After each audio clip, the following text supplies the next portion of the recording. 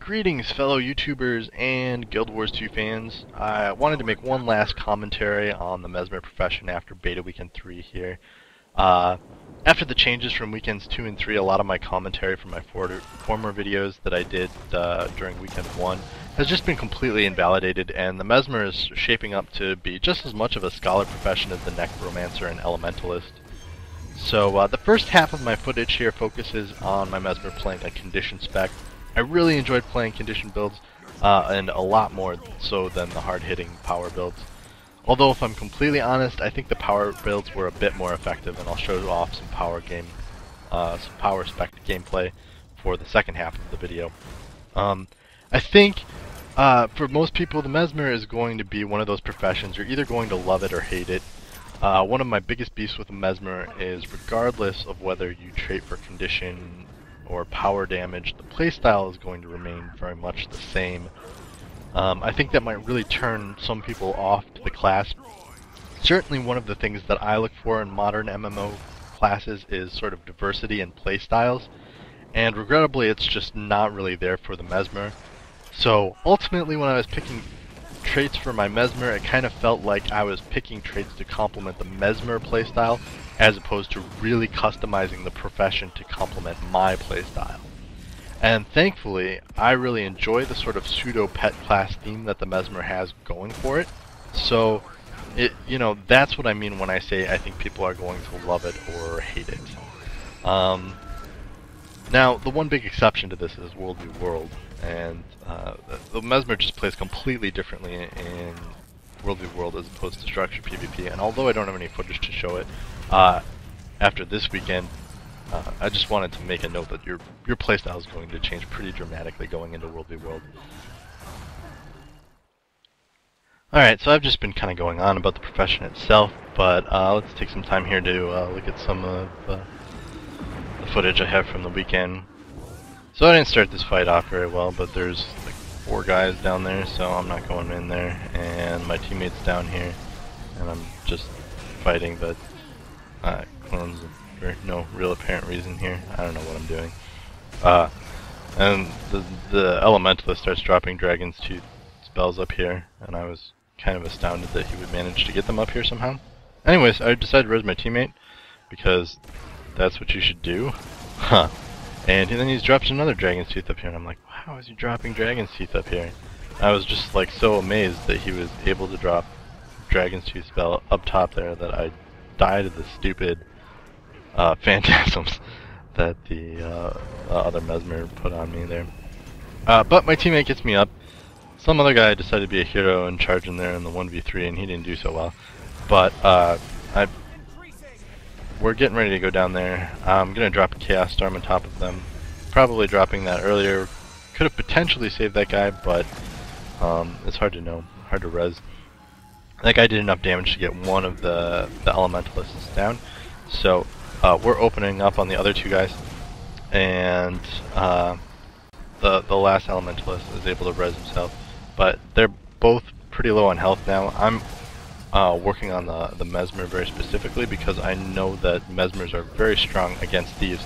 So I don't want him attacking my thief friend here, because my thief will do a good job of taking out the Elementalist, but he can't do that if he has a Mesmer on him. So I was really trying to be as annoying as humanly possible to this Mesmer, and he's doing quite a bit of damage to me here. I'm taking a lot of damage from the Duelist. I have to heal up, and I get down the steps to line of sight a little bit. My thief runs off on the other side there to lose some of the damage that he was taking, and the Mesmer's back on me again. And I'm trying to bait him down the steps here because I have a Moa up, and I tried to use it right there real quick, but I didn't get it off because of the knockback. But he's down off of the platform now, and there's nowhere for him to go. So when I Moa him, it's 100% effective here. There's nothing he can do to get out of the way and avoid this damage. There's nowhere he can go to line of sight, and he just goes down from all the bleed damage. Moa is pretty much an I win in a 1 vs 1 situation. I don't really like using it in a 1 vs 1 situation, but since we were trying to split up the people we were fighting there, it was a very good use of the skill, and it shows how you can sort of split up your opponents and take them down individually very quickly and effectively. And so we are running off here to check on the henge and see if we can cap that. But a lot of the people that we had just sort of finished off are rezzing now, and they're coming after us. One of the guys starts attacking. 4 of the guys start attacking us here. Thief uses his ultimate here, and I try to drop the Chaos Storm on top of him so he can get confusion out on everybody, but I was a little bit slow with that. One guy we got really low, but they started retreating towards their base a little bit there, and Elementalist came in from behind and went into Tornado there, although you can't see the Tornado. But Shattered did a bunch of damage to him there. One cool thing about shattering on Tornado or using Cry Frustration on a Tornado is that they're going to do a lot of damage to themselves. You saw him doing 650 damage per tick to himself there every time he hit one of his abilities in Tornado, because when Elementalist goes into Tornado or a Necromancer goes into Plague form, they have abilities they can spam, so if you use Cry Frustration on them at that point, they will do a lot of damage to themselves, which is very handy. This fight here and the next 3 fights here against this Guardian, I am playing my Condition Spec Mesmer, and I am fighting a Meditation Spec Guardian. And Meditation Spec Guardians are extremely tough fights for a Condition Mesmer. In fact, if you fight one that really knows what they're doing, your best bet is just to run away as fast as you can. If you watch the conditions on him, you'll see them just drop off all the time, and I have to constantly put them back up. What's causing this is his meditation. Well, he's using 2 different ones, but the main one that you have to watch out for is my condition. It looks like he's lagging or something there, and that's probably the only reason I got this first kill in here. But I went 2 more bouts with him. But the big thing about fighting Meditation Spec Guardians is they have an ability called Smite Condition. It's only on a 20-second recast, and with their full Meditation Spec, they will have that traded down to 16 seconds. So every 16 seconds, he is using an ability called Smite Condition. It's doing damage to me. It's doing AoE damage, I should mention. So it AoEs everything around him. It heals him for like 1500 to 2000 health, and it removes the condition off of him. So it's probably one of the most powerful Guardian abilities in the game at the moment. I know because that's what I was using when I was playing my Guardian. Right there, that's that blue AoE, that's Smite Condition, and it's also his, he also has like a teleport and burn ability that has the same effect on it, I believe. But it's something you have to watch out for. Right there, 14 stacks of bleed on him, just instantly purged, and so it's really tough to fight against a Meditation Spec Guardian, and I go down. And I went 1 more bout with this guy to see if I could possibly, if I could see if there was any possible way to take this guy down, but they're different. Definitely wasn't. He had no fear at opening up on me the 3rd time we fought, and part of this is like mistakes on my part. I really was trying to fight on point, which was a huge mistake.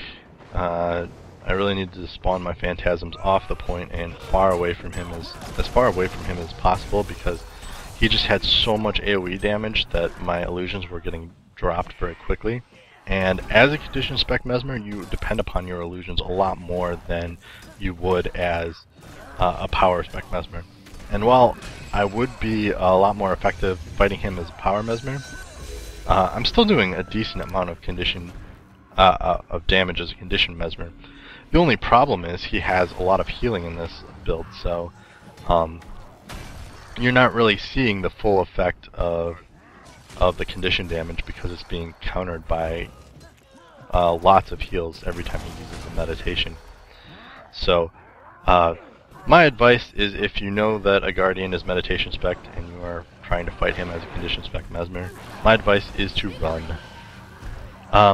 Now, taking a look at some Power Spec gameplay. Once again, using a staff and sword and pistol offhand, very similar. This started out as a 3v3 right here. Me, another Mesmer, and a warrior from our team are opening up on 2 warriors and an engineer, and then we kill the first warrior here, start working on the second warrior, and another player from their teammate, a Mesmer, runs in. We started out, all 3 of us focusing on the same target there, the one warrior and then the second warrior, and then we're splitting up damage here. Those guys are on the Mesmer and I'm on the engineer, and we're really breaking up their damage, which relieves pressure on us, making it a lot easier to kill them. And as you can see, as a power build, I'm able to put a lot of pressure on anyone I'm able to stay in melee range of. So, you know, I take down the engineer and I leave my clones on him, or my illusions on him, to sort of damage him so he can't heal himself at all. And I go to finish him off there, but he got his knockback up. This last video here is my Mesmer playing a power spec on Force of Niflhel here. But one thing that pretty much every Mesmer build is going to have in common is that you're always going to be putting at least 20 points into the dueling trait line, whether you're playing a condition spec or a power spec, doesn't really matter. And by doing this, you're picking up 2 traits: Sharper Images, which causes your illusions to bleed your opponent every time they crit, and the second is Phantasmal Fury, which gives your phantasms an additional 20% crit chance. So your illusions inherit your crit chance, which means your phantasms will crit and bleed your target all the time. And even if you don't have any condition damage, the bleeds are still going to be doing 225 damage over 5 seconds, which is unmitigated. So it gives a chance for your clones too, that typically hit for like 7 damage, to do an additional 225 damage just for scoring a crit roll, which is a big deal. So 20 points in dueling is an absolute must for any Mesmer spec. Mesmers also get a lot of traits that increase in effect per illusion they have summoned in the world. And I really want to steer people away from these traits for PvP. Compounding Power is a good example of one. It increases damage by 3% for every active illusion. So if you're being momentarily brainless, you might think, oh, that increases my damage by 9%. But that would be wrong. And right there is a good example of Power Mesmer Burst. Rooted him in place with my leap skill and summoned out a duelist, hit him with Blurred Frenzy and a duelist volley at the same time. It took like 60% of his health. But anyways, getting back to the topic at hand here. You might think, okay, great, Compounding Power is going to be like a 9% damage increase for me. And the problem is, over the course of your fight, illusions are going to die and you're going to shatter them if you're playing effectively. Thus, you're reducing illusion uptime, and you're reducing the average damage bonus that you receive from Compounding Power for the fight by doing that. So if you think about how the mechanics are working here, you would have to avoid shattering at all just to get the maximum damage bonus from the trait. Making it a trait that potentially increases your damage per hit by 9% while lowering your effective damage and DPS for the fight. So my point is, it's a trait that fights against the mechanics of the class, making it a very bad choice on your part. And I'm just saying that to steer my fellow Mesmers away from having unrealistic expectations when equipping that trait. And it's a horrible trait for PvP. It's actually pretty decent for PvE when you're going to pop 3 phantasms out and keep them around for a while. It makes it a strong choice of trait for PvE. Anyways, I'll shut up now and let you sort of enjoy the rest of the gameplay footage that I have.